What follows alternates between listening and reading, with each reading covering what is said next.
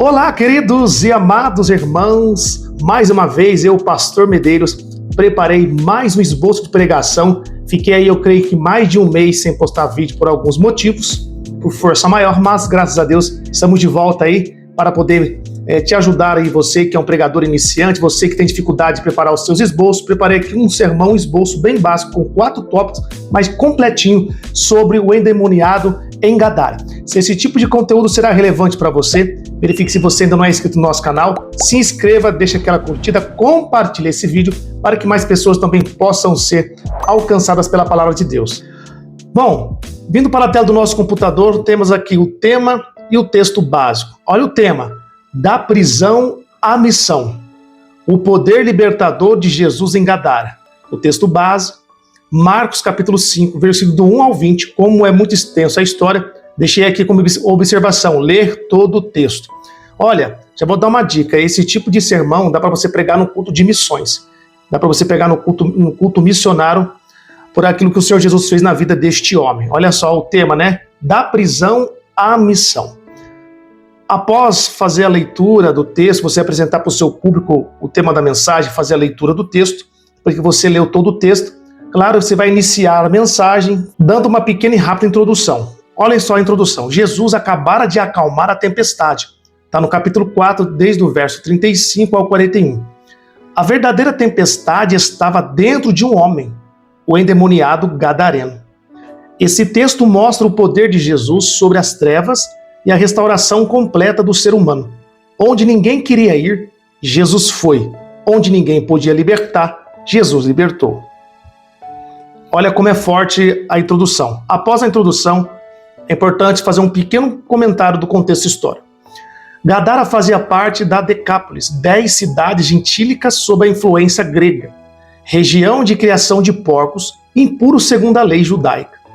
Um ambiente espiritualmente contaminado e marginalizado.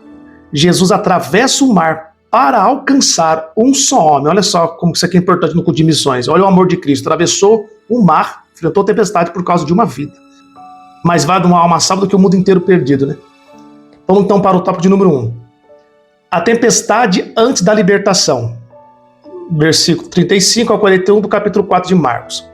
Olha aqui uma revelação. Toda libertação atrai guerra espiritual. Antes da libertação do homem, houve uma tempestade no mar. O inimigo tentou impedir Jesus de chegar a Gadara. Quando, a propósito, o inferno se levanta antes da vitória. Por quê? Aquilo que Paulo diz, Efésios 6:12. A nossa luta não é contra carne nem sangue. Mas o texto vai continuar falando sobre contra as potestades, principados, todas as hostes que atuam na região celeste. Deixa aqui uma lição pessoal.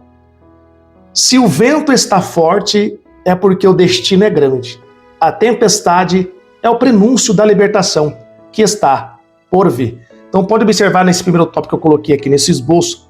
Antes de Jesus chegar a Gadara e libertar aquele homem, Jesus atravessou o mar. E no meio do mar levantou-se uma grande tempestade. Dá-se a entender que ali não foi uma tempestade comum.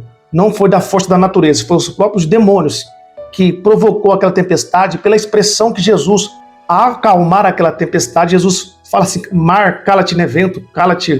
Enfim, Jesus manda calar-se.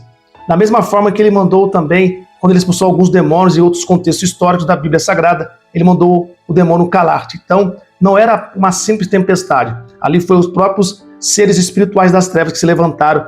Eu creio uma forma de impedir Jesus chegar em Gadara para libertar aquele homem que tinha uma legião de demônios, tá bom? Então você pode ficar à vontade para você ampliar cada tópico aqui. Vamos então para o tópico de número 2. 2. Um homem, muitos demônios e identidade destruída. 3 observações aqui, do verso 2 ao 9. Olha aqui uma revelação. O diabo quer confundir sua identidade, mas Jesus vem restaurá-la. Ele vivia entre sepulcros, símbolo de morte espiritual. Quebrava grilhões, mas continuava preso por dentro. Quando Jesus pergunta o nome, ele responde legião, que representa 6.000 demônios, né? Ou seja, 6.000 soldados romanos, está dentro desse contexto. Representa a opressão organizada e perda de identidade. Mas olha só o que diz Isaías 43:1. Eu te chamei pelo teu nome, tu és meu. Qual é a lição que eu deixo pessoal? Onde o inimigo colocou confusão, Jesus traz clareza e o nome novo. Ele te chama pelo nome, não pela sua dor. Observem bem, olha só que coisa interessante. Qual é o papel do adversário? É mudar a nossa identidade. Porque nome fala de quê? De identidade. Se identifica alguém pelo nome, se conhece alguém pelo nome, é sim ou não?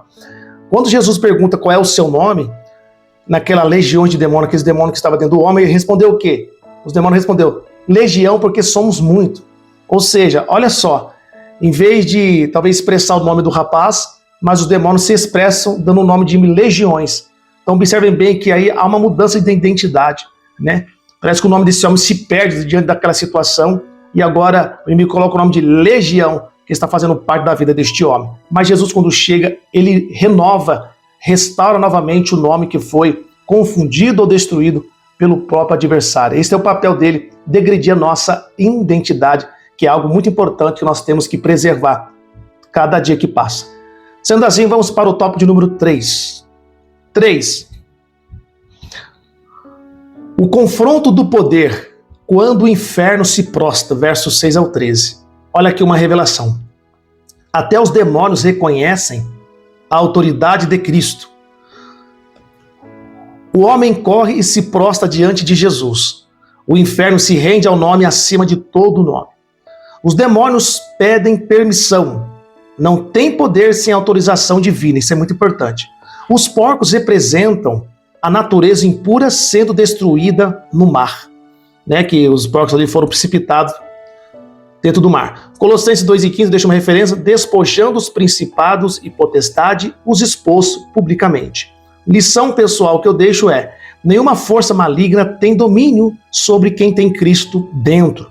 Quando Jesus chega, o império das trevas cai por terra.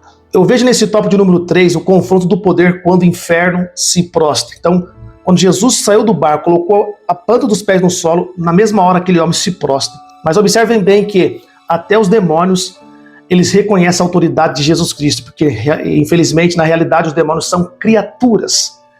Então eles têm que se prostrar diante do Criador, Cristo Jesus, nosso Senhor. Amém, queridos? Fique à vontade para você ampliar a cada tópico aqui. Vamos para o último tópico de número 4 para nós terminarmos. Tópico de número 4. A restauração completa de possesso a pregador. Olha que interessante, do verso 15 ao 20. Deixa uma revelação. Todo liberto verdadeiro se torna um testemunho vivo. Olha só, encontrar o homem assentado, vestido, em perfeito juízo. 3 sinais da restauração completa. Primeiro, assentado. Isso fala de descanso interior. Mateus 11:28 vai dizer lá, vinde a mim todos vós que estáis cansados, depois você lê. 2. Estava vestido, isso fala de dignidade restaurada. Gênesis 3:21, você vai ver que Deus fez roupa para Adão e Eva lá no jardim, né, ali restaurando após a queda, tampando a sua nudez. 3, o homem estava agora em perfeito juízo, com a mente renovada. Romanos 2:2 diz, depois você lê que vai falar sobre a renovação da nossa mente. Jesus o envia, vai e anuncia aos teus, ou seja, aos teus familiares. Jesus falou para ele voltar para casa. Ele se torna o primeiro missionário da Decápolis. Olha que restauração completa, de possesso a pregador.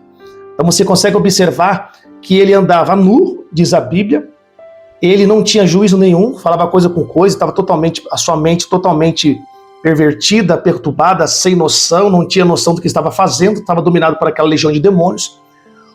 E esse homem, quando Jesus chega, quando Jesus acabou libertando aquele homem, as pessoas encontraram esse homem vestido, olha só, quem estava nu agora está vestido, estava em perfeito juízo, estava sentado aos pés de Cristo, estava sentado ali, né, de frente com Jesus, e ali a sua dignidade foi restaurada e a sua mente foi renovada. Então, olha a transformação, esse homem foi um grande testemunho. E quando Jesus depois ali é expulso, né, você sabe de toda a história, só vou resumir para nós não tomar muito tempo, quando os porcos são precipitados ali no abismo, né, naquele mar, então houve um grande prejuízo e lucro para aqueles homens que cuidavam de porcos ali. Então começaram a avisar toda a vizinhança ali, toda a cidade, do prejuízo que aconteceu, foram lá os curiosos ver, ficaram indignados com aquela situação, um grande prejuízo financeiro para quem cuidava dos porcos, então pediram para Jesus sair daquela província. Jesus sai, volta para o barco e aquele homem que foi transformado, libertado, queria ir até Jesus, queria seguir Jesus. Jesus disse, não, volta para a tua casa, né? se apresenta a toda a sua família, em outras palavras, para que todos possam ver o seu maior testemunho. Tenho certeza que este único homem se tornou um grande missionário em Decápolis, que fala de 10 cidades. Jesus poderia enviar os 12 ali, algum, né? Não, mas Jesus precisou apenas de um. Ou seja, eu termino dizendo, você é o suficiente para alcançar milhões de pessoas através da pregação do Evangelho. Amém, queridos? Vamos fazer uma conclusão e a gente termina. Conclusão, Jesus atravessou o mar, enfrentou a tempestade, entrou em território impuro e libertou um cativo. Ele não mede distância nem obstáculos para alcançar uma alma. Olha as lições finais. Primeiro, nenhuma tempestade impede Jesus de chegar até você. Segundo, nenhum demônio é forte demais para resistir à sua autoridade. Terceiro, nenhum passado é sujo demais para ser limpo pelo sangue. E quarto e último, toda libertação verdadeira te envia à missão. Amém, querido? Espero que você desfrute bem desta mensagem bem conhecida sobre o endemoniado gadareno de possesso a pregador. Deus abençoe. Até o próximo esboço bíblico, claro, se Deus permitir. Um forte abraço. Até o próximo vídeo.